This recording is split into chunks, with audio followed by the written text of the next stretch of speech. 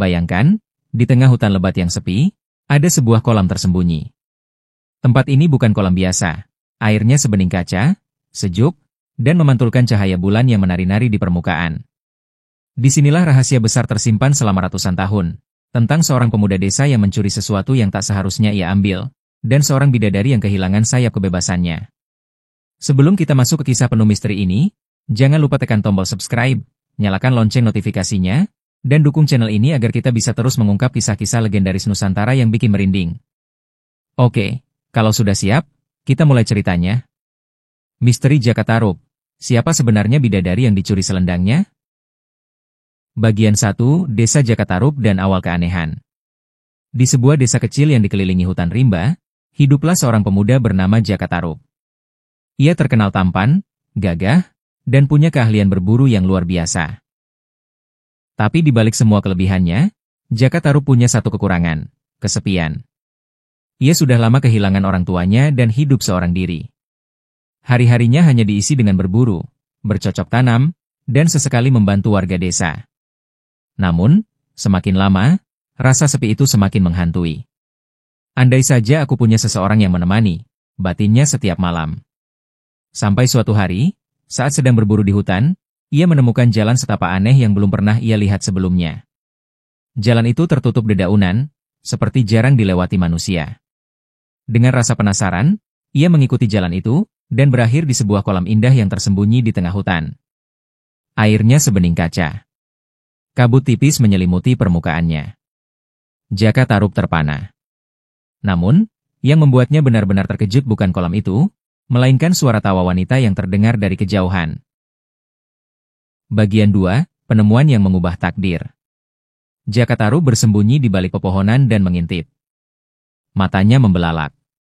Ada 7 wanita cantik yang sedang mandi di kolam itu. Kulit mereka bercahaya, wajahnya begitu rupawan hingga Jakatarup yakin, mereka bukan manusia biasa. Di tepi kolam, ia melihat selendang-selendang tipis berwarna-warni yang tergeletak di atas batu. Nalurinya berkata, ini bukan sembarang kain. Jakatarup ingat cerita neneknya dulu tentang bidadari kayangan yang turun ke bumi dengan selendang sakti. Tanpa selendang itu, mereka tak bisa kembali ke langit. Saat itulah, godaan mulai merayap di hatinya. Jika aku mengambil salah satu selendang itu, mungkin dia akan tetap di bumi. Dan, menjadi milikku. Hati Jakatarup berperang. Sebagian ingin pergi dan melupakan semuanya. Tapi kesepian yang menahun membuat pikirannya gelap. Dengan langkah pelan, ia mendekati batu tempat selendang itu diletakkan, dan mengambil satu selendang berwarna hijau keemasan. Tak lama kemudian, para bidadari selesai mandi. Mereka tertawa, bercanda, dan satu persatu mengenakan selendang mereka. Tapi, ada satu yang panik. Nawang Wulan. Selendangku. Selendangku hilang, teriaknya. Bidadari lain mencoba membantu mencari, tapi tak ketemu. Waktu mereka turun ke bumi terbatas, dan mereka tak bisa berlama-lama. Akhirnya, dengan berat hati, 6 bidadari lainnya kembali ke kayangan, meninggalkan Nawang Wulan sendirian di bumi. Dan disinilah, kisah Jakatarup benar-benar dimulai. Bagian 3, Awal cinta atau penipuan? Jakatarup berpura-pura tak tahu apa-apa. Ia mendekati Nawang Wulan dan bertanya seolah-olah baru datang. Wahai, siapakah engkau? Mengapa tampak bersedih di hutan ini? Dengan mata yang basah oleh air mata, Nawang Wulan menjawab lirih. Aku terjebak. Aku tak bisa kembali. Jakatarup pun berpura-pura prihatin, lalu menawarkan bantuan. Ia mengajak Nawang Wulan ke rumahnya dan memberinya tempat tinggal. Hari demi hari berlalu, dan perlahan mereka jatuh cinta. Akhirnya, Jakatarup dan Nawang Wulan menikah. Warga desa terpesona dengan kecantikan wanita itu, tapi tak ada yang tahu asal-usulnya. Namun, Jakatarup lupa satu hal, kebohongan selalu meninggalkan jejak. Bagian 4, Rahasia dapur yang terkuak. Nawang Wulan ternyata punya kemampuan ajaib. Ia bisa memasak hanya dengan sebutir padi. Setiap hari, Jakatarup makan enak tanpa harus menumbuk padi banyak-banyak. Namun, Jakatarup yang penuh rasa penasaran melanggar larangan istrinya untuk tidak mengintip saat ia memasak. Suatu hari, diam-diam ia mengintip, dan melihat Nawang Wulan hanya menanak sebutir padi. Ketika rahasia itu ketahuan, kekuatan ajaib Nawang Wulan lenyap. Ia terpaksa memasak dengan cara biasa.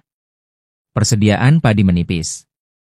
Perlahan, Nawang Wulan mulai merasa hidupnya berat. Dan pada suatu hari yang menentukan, ia masuk ke lumbung padi. Di sanalah ia menemukan sesuatu yang mengubah segalanya. Bagian 5, kebenaran terungkap. Di sudut lumbung, tersembunyi di balik tumpukan padi, ia menemukan selendangnya. Sekejap, semua kebahagiaan yang ia rasakan berubah menjadi amarah dan kesedihan. Jadi selama ini, kau yang membuatku terjebak di bumi, gumamnya sambil menggenggam selendang itu. Air mata mengalir di pipinya, bukan karena kehilangan cinta, tapi karena dikhianati. Tanpa berkata apa-apa, Nawang Wulan mengenakan kembali selendangnya dan terbang kembali ke kayangan, meninggalkan Jakatarub yang terpuruk sendirian. Sejak hari itu, Jakatarub hanya bisa menatap langit, menyesali perbuatannya. Namun, benarkah ini akhir kisahnya? Bagian 6, misteri yang tidak pernah terungkap.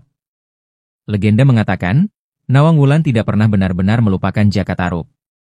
Ada yang percaya, ia sering turun diam-diam untuk melihat anaknya. Ya, Jakatarub dan Nawang Wulan punya seorang anak perempuan sebelum bidadari itu pergi. Beberapa versi cerita menyebutkan, keturunan Jakatarub menjadi orang-orang sakti di tanah Jawa, bahkan ada yang mengaitkannya dengan raja-raja besar Nusantara. Benar atau tidak? Tak ada yang tahu pasti. Yang jelas, kolam tempat para bidadari mandi masih dipercaya ada hingga kini, tersembunyi di hutan yang sunyi.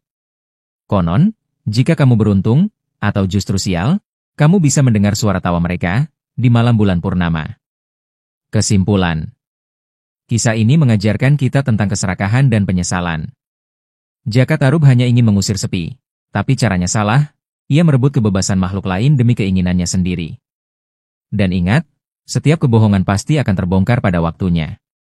Setelah mendengar kisah ini, mungkin kamu bertanya-tanya, apakah Jakatarub benar-benar ada? Apakah Nawang Wulan memang bidadari dari kayangan? Sebagian sejarawan menganggap cerita ini hanyalah legenda yang berkembang di masyarakat Jawa, sebagai bentuk kepercayaan terhadap dunia gaib dan hubungan manusia dengan makhluk kayangan.